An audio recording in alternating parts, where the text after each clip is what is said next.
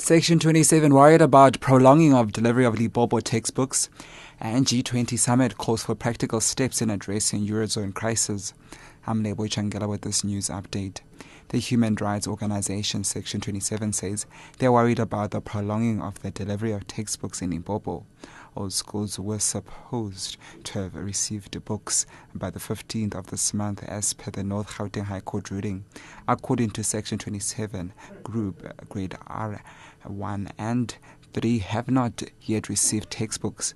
The group spokesperson Nikki Stein says they had earlier agreed to give the department a few more days after the deadline. We are very concerned about how long it's taking for textbooks to be delivered across the province. It's almost 4 days after the deadline set by the court. And so we've taken the decision that should the delivery not be complete by tomorrow, we will consider bringing an application to hold the department in contempt of court. The G20 summit kicked off in Los Cabos, Mexico last night, with the world leaders calling for practical steps in addressing the Eurozone crisis.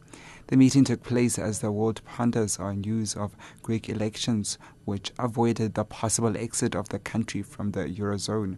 President Jacob Zuma is also attending the two-day meeting.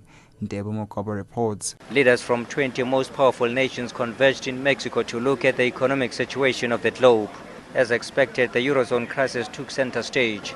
President of the EU Council Herman van Rompuy hopes the outcomes of this summit could provide solutions to their sovereign debt crisis. We expect from this G20 summit growth, job creation and stability for the world economy, a strong call for reinforced international financial architecture and a renewed commitment to open trade and investment. G20 leaders pledged solidarity with their EU counterparts, but were quick to emphasize that other issues would not take a back seat. Ntebo for SAPC, Los Cabos in Mexico.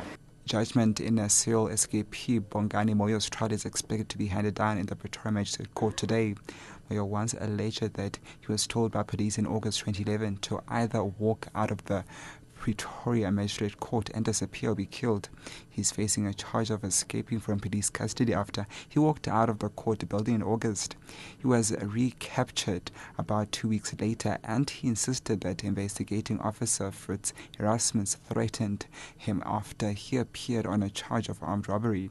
Abongile Dumako takes a look at some of the court stories making headlines today. Moyo is on trial for escaping custody 2 times last year. He broke out of the Broxburg prison in March 2011, and in August he escaped from the Pretoria Magistrates Court. And in the Krugersdorp Magistrate Court, the driver of a blue light vehicle who allegedly knocked down a schoolboy, Thomas Ferreira, is making an appearance there. Joseph Mudam